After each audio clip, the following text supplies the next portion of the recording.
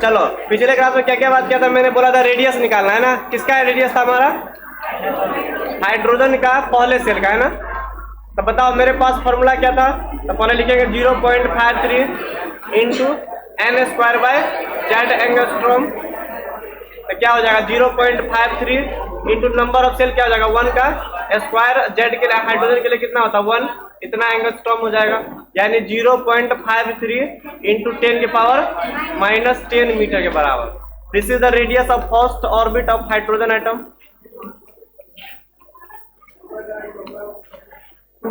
ठीक है।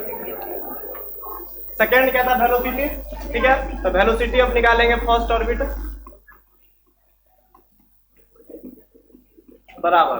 बता फॉर्मूला क्या था हमारे पास? 2.18 10 के पावर 6 जेड बटा एन मीटर पर सेकेंड। पहले ऑर्बिट के लिए चाहिए और किसके लिए चाहिए? हाइड्रोजन के लिए चाहिए। तो जेड का वैल्यू कितना रखेंगे 1 और एन का वैल्यू कितना रखेंगे 1, इतना मीटर पर सेकेंड। यानी पहले ऑर्बिट में इलेक्ट्रॉन का जो मतलब हाइड्रोजन का जो इलेक्ट्रॉन होता है उसका स्पीड कितना होता है 2.18 10 के पावर 6 मीटर पर second. This is the velocity of first.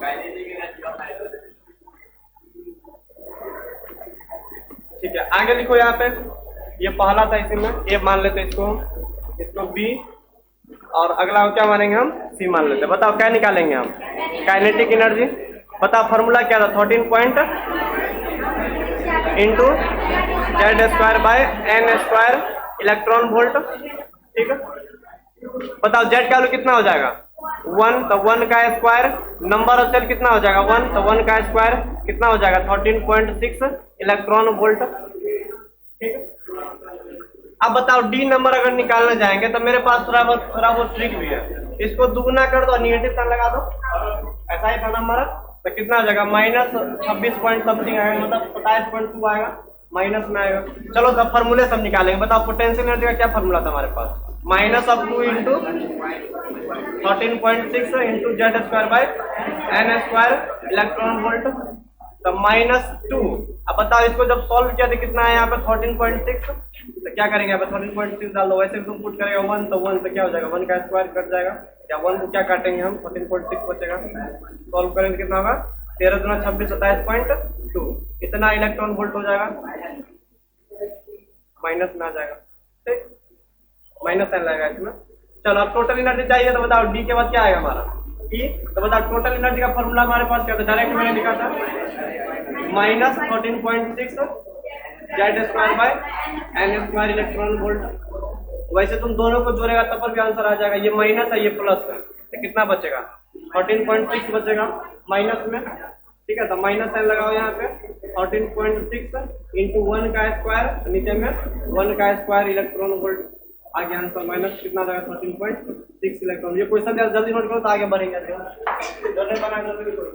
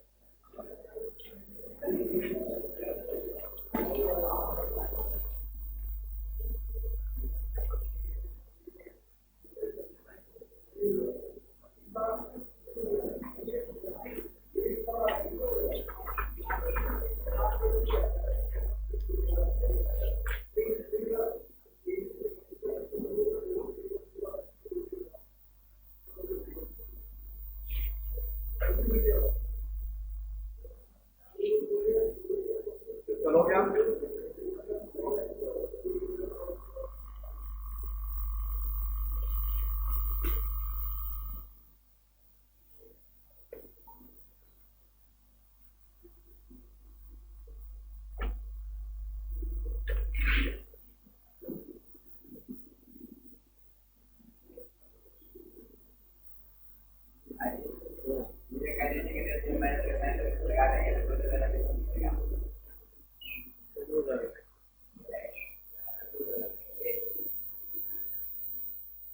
वही है ना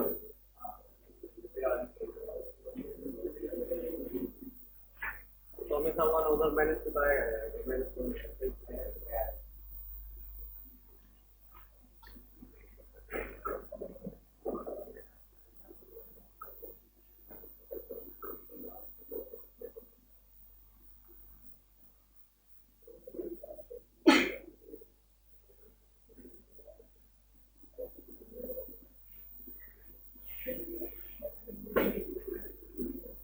हो गया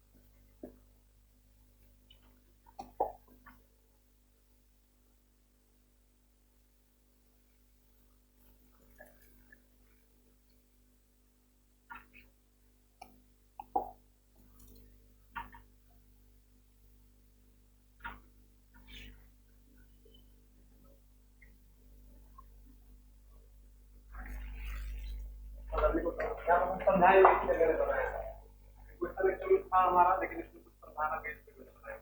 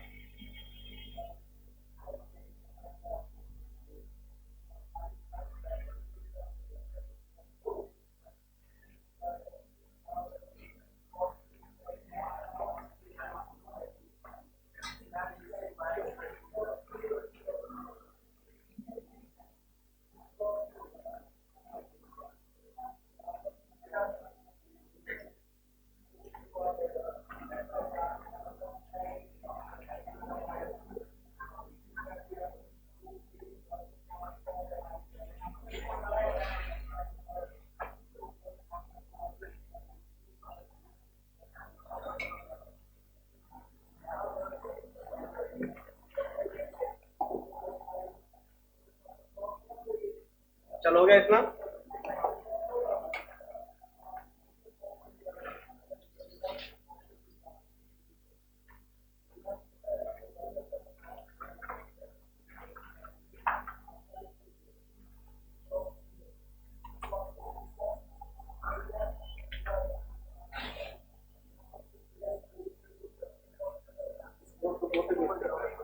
इधर बेंच बता दो, इधर भी लिख सकते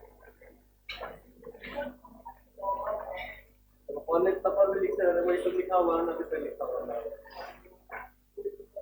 इधर अभी फिर अपना बेंच लिखते हैं, बेंच नहीं है लिखने को मुझे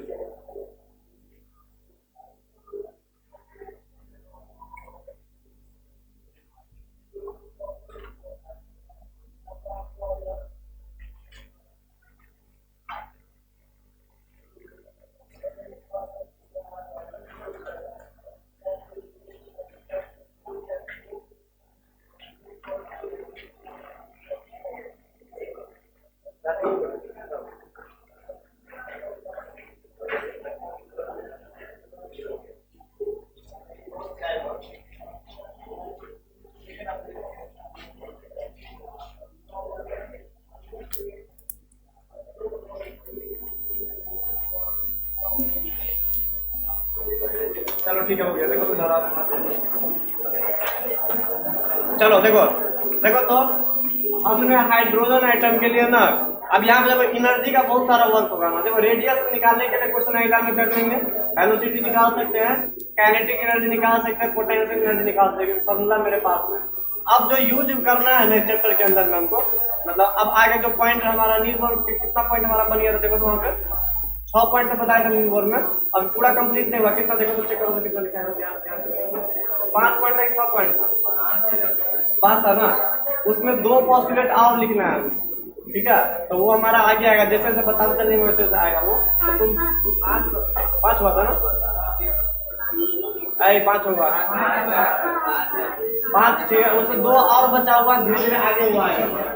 तो देखो तो आगे पॉस्टुलेट समझने के लिए हमको कुछ यहाँ पर टर्म जानना पड़ेगा, कम से कम एटलीस्ट तुमको हाइड्रोजन एटम के लिए, सुनो, हाइड्रोजन एटम के लिए पहले सेल में जो इलेक्ट्रॉन घूम रहा है उसका टोटल एनर्जी पता होना चाहिए, या अगर सेकेंड सेल में होगा तो उसका टोटल एनर्जी पता होना चाहिए, थर्ड सेल में होगा तो टोटल एनर्जी पता होना चाहिए, फोर्थ सेल में होगा तो टोटल एनर्जी पता होना चाहिए।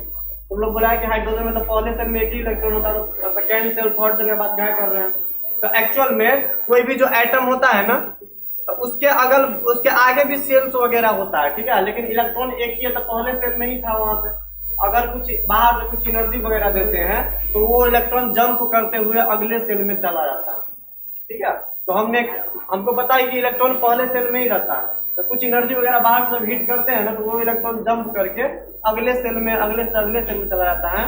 तो हम फर्स्ट सेल में भी इलेक्ट्रॉन की एनर्जी का बात कर सकते हैं, सेकेंड सेल में भी कर सकते हैं, सेल तो होता है इसके बगल में, इलेक्ट्रॉन नहीं होता तो हम बात करते हैं कि एक ही सेल है इसके अंदर में, लेकिन इसके अंदर छोटा छोटा बहुत सारा क्या होता है, सेल्स लगा हुआ होता है, ऐसे करके अगर इलेक्ट्रॉन को एनर्जी देंगे तो जंप करके यहाँ जाएगा, फिर और एनर्जी देंगे तो यहाँ जाएगा, और देंगे तो यहाँ जाएगा, एक टाइम ऐसा है कि इलेक्ट्रॉन कहाँ आ जाएगा, बाहर आ जाएगा, कुछ ऐसा कहानी होता है।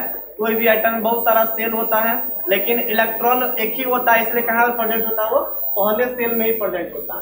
तो तुमको बोले कि इलेक्ट्रॉन यहाँ पे, तो बताओ इसका एनर्जी कितना है, कितना के बराबर है। अगर इलेक्ट्रॉन जंप करके अगले कक्षा में जाएगा तो इसका एनर्जी क्या हो जाएगा, कुछ अलग हो जाएगा, इससे अगले जैसे जैसे न्यूक्लियस से दूर जाएगा तो एनर्जी क्या होगा, अलग अलग होगा, यहाँ पे कुछ अलग एनर्जी था, यहाँ पे कुछ अलग एनर्जी होगा, यहाँ पे कुछ अलग एनर्जी होगा। तो इसी के बारे में हम बात करने जा रहे हैं, सुनो तो थोड़ा, इस वैल्यू को तुम याद भी रखना, नहीं होता है, नहीं होता। चलो देखो तो यहाँ पे मैंने क्या किया है, क्या हीलियम का मास कितना होता है, 4 के बराबर, ठीक है, एटॉमिक नंबर कितना होता है, 2 होता है, जितना नंबर ऑफ इलेक्ट्रॉन होगा उतना ही नंबर ऑफ प्रोटॉन होता है, 2 इलेक्ट्रॉन है 2 प्रोटॉन है, मैंने बोला मास 4 के बराबर, इसका मतलब में क्या होगा, 2 न्यूट्रॉन भी तो होगा,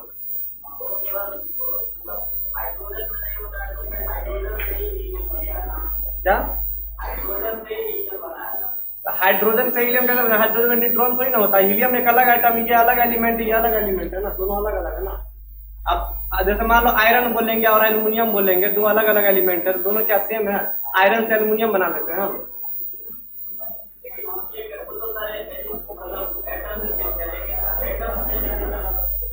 ये हाइड्रोजन का आइटम है, ये हीलियम का आइटम है, दोनों अलग अलग आइटम है, दोनों का प्रॉपर्टी अलग अलग है ना।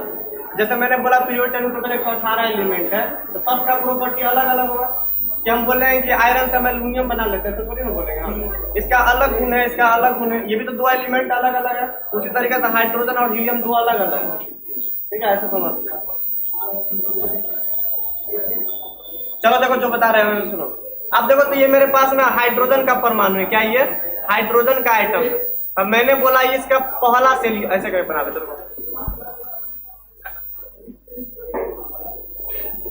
ये मेरे पास न्यूक्लियस है, बताओ ये हमारा पहला सेल है, ये हमारा दूसरा सेल है, ये हमारा तीसरा सेल है, और ये हमारा चौथा सेल है, ठीक है। बताओ पहले सेल में अगर इलेक्ट्रॉन घूम रहा होगा तो उसका एनर्जी कितना होता है, -13.6 इलेक्ट्रॉन वोल्ट। तो मैंने हाइड्रोजन एटम के लिए पहले सेल में टोटल एनर्जी निकाला है, तो फॉर्मूला मेरे पास होता है -13.6 × Z²/n²। तो हाइड्रोजन के लिए लेते हैं 1, तो 1 का स्क्वायर 1, n क्या नंबर ऑफ सेल, पहले सेल का स्क्वायर 1, इलेक्ट्रॉन वोल्ट यानी कितना इलेक्ट्रॉन वोल्ट है, -14.6। निगेटिव साइड का मतलब समझाएंगे, पहले लिखो इसको, माइनस कितना हो जाएगा यहाँ पे 14.6 हो जाएगा, -13.6 इलेक्ट्रॉन वोल्ट, ठीक है, पहले सेल का एनर्जी है। सेकेंड सेल में गए, मतलब इलेक्ट्रॉन यहाँ से उड़ कर मतलब जंप करके कहाँ आ गया, मान लो सेकेंड सेल में, यहाँ पे मतलब जंप करवा दिया हम, तो यहाँ पे कितने एनर्जी के साथ घूम रहा होगा ये, तो मैंने निकाला n का वैल्यू कितना रखेंगे बताओ, 2, तो 2 का स्क्वायर, m का z का वैल्यू कितना रखेंगे यहाँ पे 1, हाइड्रोजन के लिए निकाल रहे तो 1 स्क्वायर, नीचे में क्या जाएगा 2 का स्क्वायर, तो बताओ -13.6 को जब 4 से डिवाइड करेंगे तो किसके बराबर आएगा, 3.4 के बराबर आएगा। तुम चेक कर सकता है 13.6 को जब क्या करेंगे 4 से डिवाइड करेंगे तो 4 या 12, तो बचेगा 1 और 6 4 का 16, तो कितना जाएगा 3.4 इलेक्ट्रॉन वोल्ट। तो -3.4, चूंकि माइनस आने तो माइनस लगाएंगे, कितना हो जाएगा यहाँ पे -3.4 इलेक्ट्रॉन वोल्ट। ठीक है, मतलब सेकेंड सेल में घूमने के लिए इतना एनर्जी चाहिए होगा।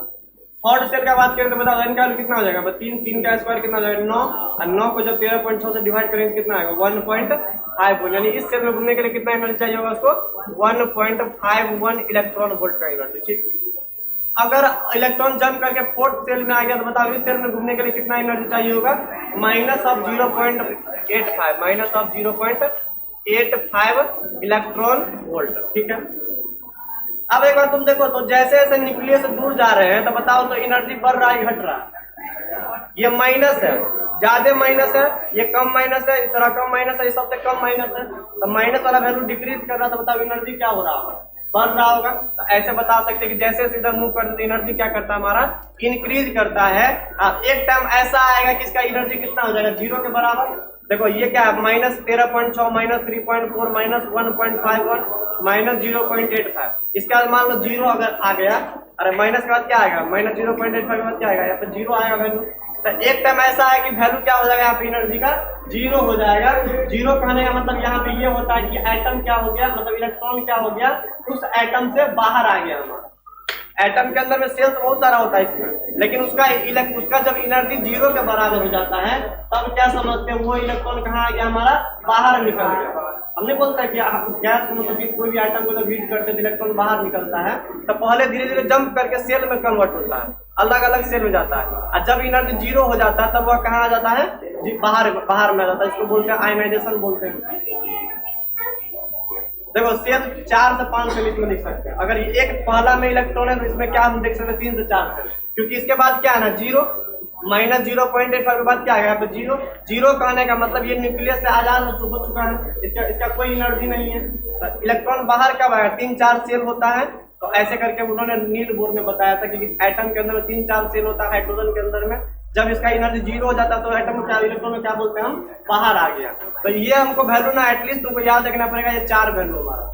हाइड्रोजन के पहले सेल का energy -14.6 electron volt, second cell का -3.4 इलेक्ट्रॉन वोल्ट, थर्ड सेल का -1.5 इलेक्ट्रॉन वोल्ट, और फोर्थ सेल का कितना होता है -0.85 इलेक्ट्रॉन वोल्ट। अब इस सब का कहने का मतलब क्या सुनो, ये माइनस साइन कहने का मतलब यहाँ पे ये होता है कि ये जो पॉजिटिव चार्ज जो इलेक्ट्रॉन को जो पकड़ के रखा है वो कितना इलेक्ट्रॉन वोल्ट एनर्जी के साथ रखा हुआ है -13.6 इलेक्ट्रॉन वोल्ट का। मतलब इसको ऐसे बोल सकते हैं कि न्यूक्लियस से इस इलेक्ट्रॉन को कब आजाद कर सकते हैं, जब इसको 13.6 इलेक्ट्रॉन वोल्ट का एनर्जी अगर बाहर से देंगे तो इलेक्ट्रॉन कहाँ आ जाएगा हमारा बाहर आ जाएगा। इसका मतलब ये होता है। माइनस कहने का मतलब ये किस में है, ये अंडर लोन में है, मतलब कहीं ना कहीं इसको 13.6 इलेक्ट्रॉन वोल्ट का एनर्जी अगर बाहर से देंगे तो ये इलेक्ट्रॉन एनर्जी लेकर कहाँ आ जाएगा वो बाहर आ जाएगा। इसका मतलब ये होता है। ठीक है, तो हम इसको ये बोल सकता है निगेटिव साइन का मतलब ये होता है कि under electron is under loan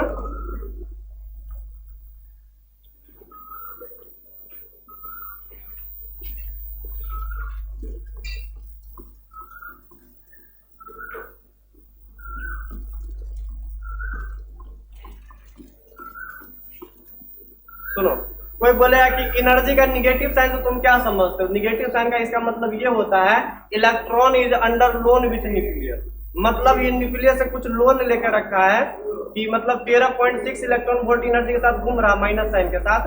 कहने का मतलब ये अंडर लोन विथ न्यूक्लियस है कि मतलब बाहर से इसको इतना पैसा दे देंगे हम 13.6 तो ये क्या हो जाएगा यहाँ से आजाद हो जाएगा। इसको हम लोग लोन जो लेते हैं, तो लोन लेते मान लो 5 लाख का लोन लिया, तो मेरे ऊपर 5 लाख का क्या है, कर्ज है, माइनस साइन लगाएंगे कि नहीं लगाएंगे। अब बाहर से कोई हमको 5 लाख दे देगा तो हम उस कर्ज से आजाद हो जाएंगे। वो उसी तरीके से 13.6 इलेक्ट्रॉन वोल्ट का ये कहीं ना कहीं न्यूक्लियस से क्या ले चुका है, लोन ले चुका है। अगर बाहर से उसको इतना रुपया अगर दे देंगे 13.6 का पॉजिटिव रुपया, तो कहाँ आ जाएगा, बाहर आ जाएगा।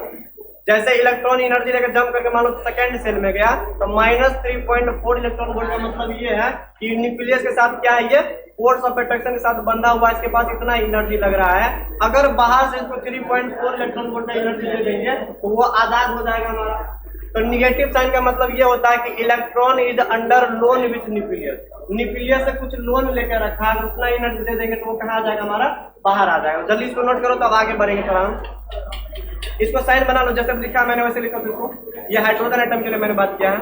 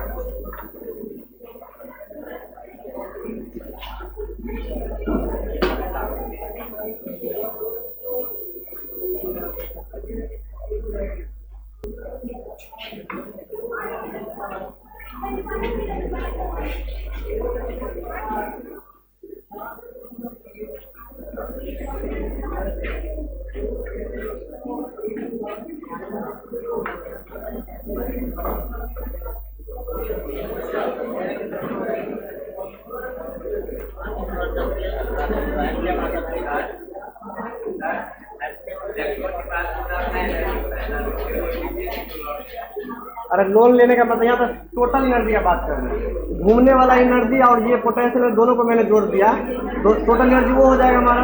तो यहाँ पे माइनस साइन का मतलब ये होता है कि इसके साथ ये बंधा हुआ कहने का मतलब जो इसके बीच में कुछ एनर्जी लग रहा है, 13.6 इलेक्ट्रॉन वोल्ट की एनर्जी के साथ बंधा हुआ।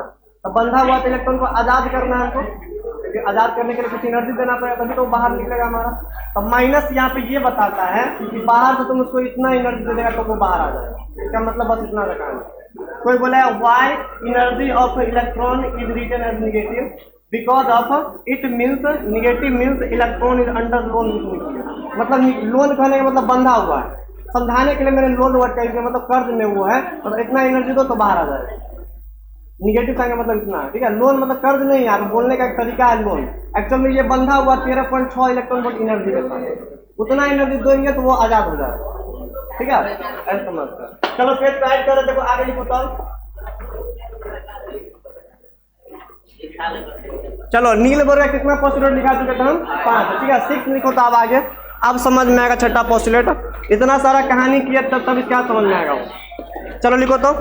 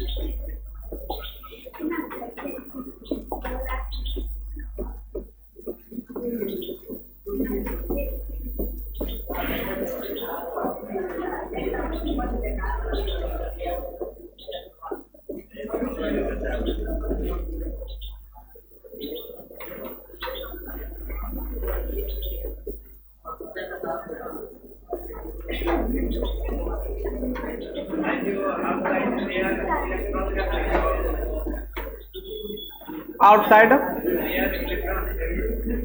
ये हाँ इलेक्ट्रॉन, इसी को हम ये लिख सकते हैं, ये लिखा हुआ इलेक्ट्रॉन विल जंप।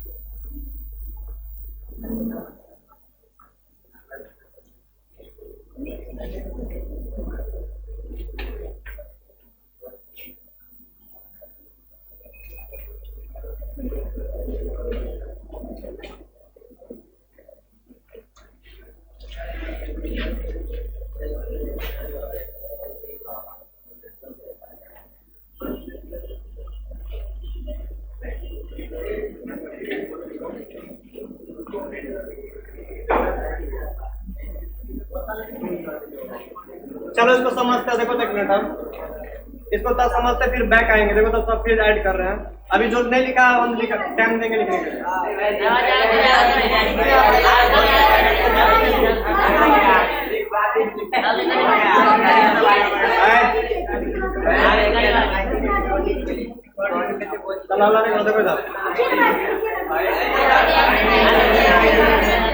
समझेगा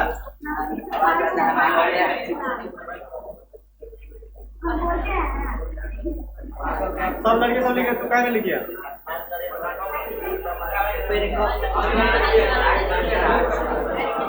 चलो देखो तो, चलो सुनो एक मिनट, अब शांत रहो। तो नील बोर का जो कितना पोस्टुलेट हमारा 6 वाला ना, देखो आगे पीछे हो सकता है लेकिन मैंने नंबर वाइज लिखा, 5वां का छठा है हमारा। तो देखो तो ये क्या था हमारा, मान लो हमने हाइड्रोजन एटम का बात किया, ठीक है। तो हाइड्रोजन एटम के सेंटर पे क्या होता है, पॉजिटिव चार्ज प्रोटॉन, इसको बोलते हैं न्यूक्लियस। क्या हुआ, आ जाएगा बात। इसका देखो तो ये हमारा पहला सेल है, इसके बाद हमारे तुमको पता दूसरा सेल भी होता है, तीसरा सेल भी होता है, चौथा सेल। इस तरीके से सेल बढ़ता है और एक टाइम जब एनर्जी 0 हो जाएगा तो समझते इलेक्ट्रॉन क्या हो गया, उससे आजाद हो गया न्यूक्लियस, ठीक है। अब एक मिनट सुनो, सबसे इंपॉर्टेंट पॉइंट बता रहे हैं हम यहाँ पे। अब ये जो अगर समझ में आ जाएगा ना तो हाइड्रोजन स्पेक्ट्रम समझ में आ जाएगा, जो हमने बताया था पिछले क्लास में या पिछले क्लास में, वो हाइड्रोजन स्पेक्ट्रम का एक तो क्लास चलेगा हमारा, इसके बाद दिया आएगा हमारा। तो ये समझती है हमारा क्या था, सुनो तो हमारा इलेक्ट्रॉन मान लो यहाँ पे पहले सेल में, तो बताओ तो पहले सेल में कितना एनर्जी होता है, -13.6 इलेक्ट्रॉन वोल्ट। सेकेंड सेल का एनर्जी कितना होता है, -3.4 इलेक्ट्रॉन वोल्ट। इसका एनर्जी कितना होता है, -1.51 इलेक्ट्रॉन वोल्ट। इसका एनर्जी कितना होता है, 0.85 इलेक्ट्रॉन वोल्ट, ठीक है। अब एक मिनट सुनो तो, इन्होंने क्या बोला नील बोर ने अपने 6th पोस्टुलेट में, सुनो हम यहाँ पे समझा देते हैं, फिर बैक करके वो जो लिखे वो बता देंगे। उन्होंने क्या बोला था कि इलेक्ट्रॉन जो होता है ना, इलेक्ट्रॉन जो होता है ना, वो क्या कर सकता है, एनर्जी को गेन कर सकता है, एनर्जी को लॉस कर सकता है। सुनो नील बोर ने अपने 6th पोस्टुलेट में क्या बोला कि अगर कोई भी सेल में अगर इलेक्ट्रॉन घूम रहा है, अगर बाहर से उसको एनर्जी हम देंगे तो वो क्या कर सकता है, एनर्जी को इलेक्ट्रॉन गेन कर सकता है या लॉस कर। अगर मान लो देंगे तो गेन कर लेगा, देंगे तो गेन कर लेगा, या क्या करेगा, अगर कुछ कहानी समांतर में कुछ फेनोमेना चलेगा तो वो लॉस कर सकता है। लॉस कहाँ पे करेगा वो आगे बताएंगे, अभी हम गेन का बात करते हैं। इलेक्ट्रॉन जो है अगर बाहर से हीट देंगे तो एनर्जी देंगे तो क्या करेगा, वो गेन कर लेगा, मतलब ले लेगा वो। अब ये जो एनर्जी जो गेन करता है ना, वो सब एनर्जी नहीं लेता, वो डेफिनेट टाइप्स ऑफ एनर्जी लेता है। मतलब एक फिक्स अमाउंट में एनर्जी को गेन करता है या डेफिनेट अमाउंट में एनर्जी को लॉस करता है। समझाते हैं, सुनो क्या होता है। इलेक्ट्रॉन को अगर एनर्जी देंगे बाहर से तो सब एनर्जी गेन नहीं करता है, वो एक फिक्स अमाउंट ऑफ एनर्जी को ही गेन कर लेगा। समझते हैं वो फिक्स अमाउंट ऑफ एनर्जी क्या है। जैसे मान लो मैंने इसको एनर्जी देना चाहा, तो ये जो एनर्जी जो सिस्टम को देंगे हम, तो इस दोनों का जो डिफरेंस वाला एनर्जी जो होगा ना, वही एनर्जी को ये एक्सेप्ट करता है, ठीक है। जैसे बात करेंगे, अगर मान लो कि अगर पहले सेल के इलेक्ट्रॉन को हमने एनर्जी दिया तो कितना एनर्जी लेकर वो सेकंड सेल में चला जाएगा, तो क्या इसको ऐसे कर ले हम कि हायर सेल का एनर्जी और लोएस्ट सेल का एनर्जी का डिफरेंस निकाल लेते हैं, तो उतना एनर्जी दे देंगे तो ये लेकर कहाँ चला जाएगा, अगले सेल में। तो देखो तो यहाँ पे मैंने एनर्जी निकालना चाह रहा है कि ये पहला सेल का एनर्जी कितना एनर्जी लेगा, पहला सेल का इलेक्ट्रॉन। तो देखो तो इसको ऐसे कर ले हम, सेकंड सेल का एनर्जी माइनस पहले सेल का एनर्जी, उतना ही एनर्जी को ये एक्सेप्ट करके कहाँ जाएगा, वो अगले सेल में जाएगा। तो बताओ सेकंड सेल का एनर्जी कितना है हमारा, -3.4 इलेक्ट्रॉन वोल्ट माइनस, ये माइनस होता है, माइनस माइनस क्या हो जाएगा, प्लस 13.6 इलेक्ट्रॉन वोल्ट, ठीक है, सही है, ठीक। अब देखो तो 13.6 इलेक्ट्रॉन वोल्ट में से क्या घटाना है, 3.4 इलेक्ट्रॉन वोल्ट क्या करना, घटाना है। तो बताओ ये इलेक्ट्रॉन वोल्ट हो जाएगा, 4 6 में 4 जाएगा तो कितना बचेगा, 2, ये हो जाएगा 0, 3 में 3 जाएगा तो 0, ये कितना हो जाएगा 1, कितना हो जाएगा 10.2 मतलब सही है ना, 4 में जाएगा 3 0, ये कितना हो जाएगा 10। यानी अगर 10.2 इलेक्ट्रॉन वोल्ट का एनर्जी अगर सिस्टम को बाहर से अगर मिल जाता है तो वो इलेक्ट्रॉन यहाँ से जंप करके कहाँ जाएगा, अपने अगले सेल में जाएगा, ठीक है। सुनो क्या इसको हम अगर 9.1 इलेक्ट्रॉन वोल्ट का एनर्जी देंगे तो क्या ये जंप करेगा, नहीं करेगा। अगर इसको हम 8 इलेक्ट्रॉन वोल्ट का एनर्जी देंगे तो क्या ये जंप करेगा? नहीं जंप करेगा। अगर इसको 5 इलेक्ट्रॉन वोल्ट का एनर्जी देगा तो क्या वो एक्सेप्ट करेगा? एक्सेप्ट नहीं करेगा। उसको चाहिए 10.2 इलेक्ट्रॉन वोल्ट का एनर्जी, तभी तो अगला सेल मिलता है हमारा। इतना एनर्जी देंगे तो वो इलेक्ट्रॉन जंप करके कहाँ जाएगा? अपने अगले सेल में जाएगा। तो मैंने बोला इलेक्ट्रॉन जो एनर्जी को गेन करता है वो कैसा एनर्जी लेता है? वो डेफिनिट अमाउंट में एनर्जी लेता है, सब टाइप का एनर्जी वो एक्सेप्ट नहीं करता है। कितना एनर्जी लेगा वो? 10.2 इलेक्ट्रॉन वोल्ट का एनर्जी लेगा और यहाँ से इलेक्ट्रॉन जंप करके थर्ड सेकंड सेल में चला जाएगा। अगर तुमको एग्जाम में क्वेश्चन पूछा है कि अगर हाइड्रोजन के पहले सेल से अगर जंप करवाना हो तीसरे सेल में इलेक्ट्रॉन को, तो बताओ बाहर से कितना एनर्जी देना पड़ेगा? तो this will be difference between the third cell energy and the first cell energy. तो बताओ निकाल के चेक कर लेते हैं। Energy of third cell minus energy of first cell, इस दोनों का जो डिफरेंस होगा वही एनर्जी सिस्टम को देंगे तो वो एक्सेप्ट करेगा हमारा, तब थर्ड सेल में जाएगा। बताओ थर्ड सेल का एनर्जी कितना है? माइनस 1.51 इलेक्ट्रॉन वोल्ट माइनस इसका कितना है? तो माइनस माइनस क्या हो जाएगा? Plus 13.1 electron volt. कितना हो जाएगा ये?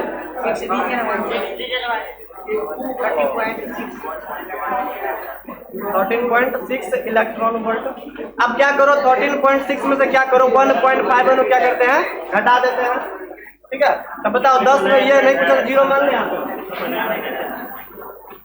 कोई नया स्टूडेंट है तो इसका पहला दूसरा क्लास है और कोई है इसमें नया है पहला दूसरा क्लास निकल रहा है? आ जाओ।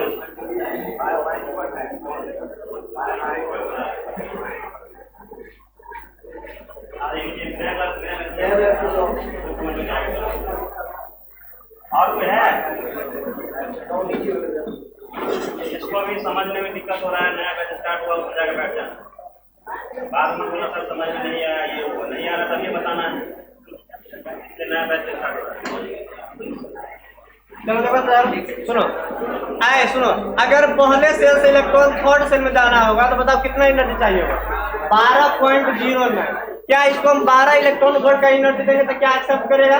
नहीं करता। 11 इलेक्ट्रॉन वोल्ट का एनर्जी देंगे तो क्या एक्सेप्ट करेगा? नहीं करेगा। उसको फिक्स अमाउंट में 12.09 जब मिल जाएगा तब वो इलेक्ट्रॉन जंप करके कहाँ चला जाएगा?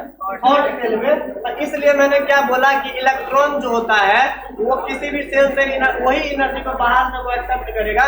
कौन सा एनर्जी एक्सेप्ट करता है? डेफिनिट अमाउंट में एनर्जी लेता है। कितना एनर्जी लेगा? तो उतना एनर्जी लेता है जैसे पहले से थर्ड सेल में जाने के लिए कितना एनर्जी लेगा। तो that will be difference between the energy of third and first cell. उतना एनर्जी चाहिए होगा इसको, तो वही मैंने लिखा। देखो तो क्या क्या मैंने लिखा इधर, चलो सुनो।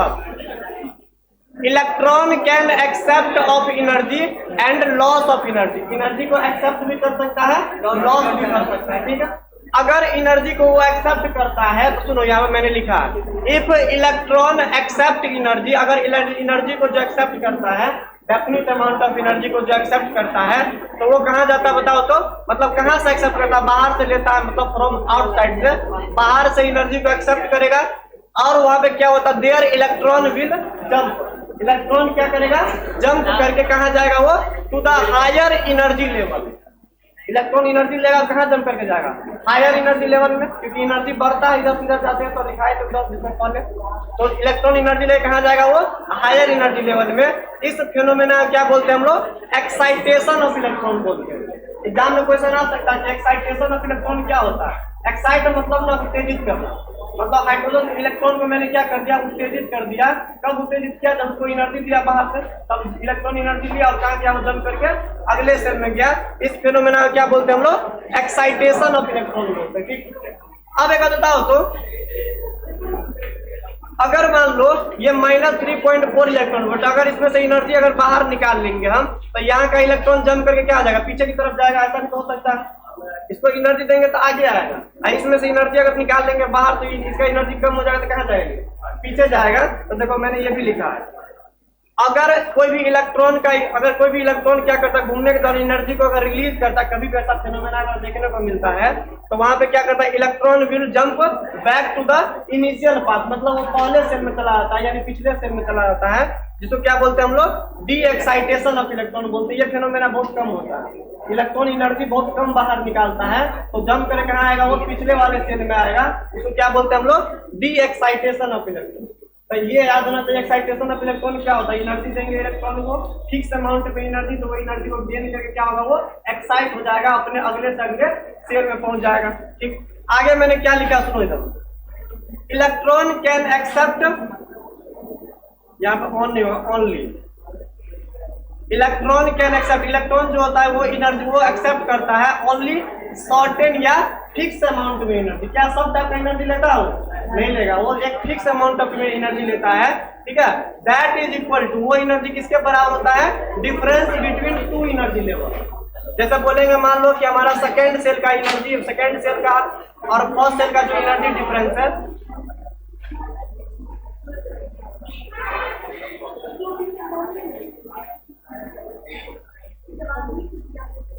इसके आगे लिखना नहीं है वाला, देखो सुनो, अगर मान लो इलेक्ट्रॉन को पहले सेल से दूसरे सेल में भेजना है, तो बताओ कितना एनर्जी देना पड़ेगा, इलेक्ट्रॉन को पहले सेल से दूसरे सेल में भेजना पड़ेगा, कितना एनर्जी देना पड़ेगा, that will be difference between the two energy level. ये क्या है, दो एनर्जी लेवल का डिफरेंस और मतलब इतना एनर्जी दे देंगे तो वो कहाँ हो जाएगा, पहले सेल में कहाँ चला जाएगा, दूसरे सेल में। अरे यही बात तो है, electron can accept only certain amount में एनर्जी, फिक्स अमाउंट में एनर्जी लेता है, कितना एनर्जी लेगा, that will be difference between the two energy level. Second cell और पहले सेल का जो एनर्जी का जो डिफरेंस होगा, इतना एनर्जी अगर मिल जाएगा तो कदम करके कहाँ चला जाएगा, पहले से दूसरे में चला जाएगा। अरे समझ में आया कि नहीं आया, कौन सा एनर्जी लेता है, तो दोनों एनर्जी का जो डिफरेंस होगा दोनों एनर्जी लेगा, उतना एनर्जी को एक्सेप्ट करता है। तो डेल्टा ई लेगा, यहाँ पर भी कितना लेगा, वो डेल्टा ई के बराबर। चलो इसको नोट कर लो, अगले क्लास में आप बताएंगे, ठीक है।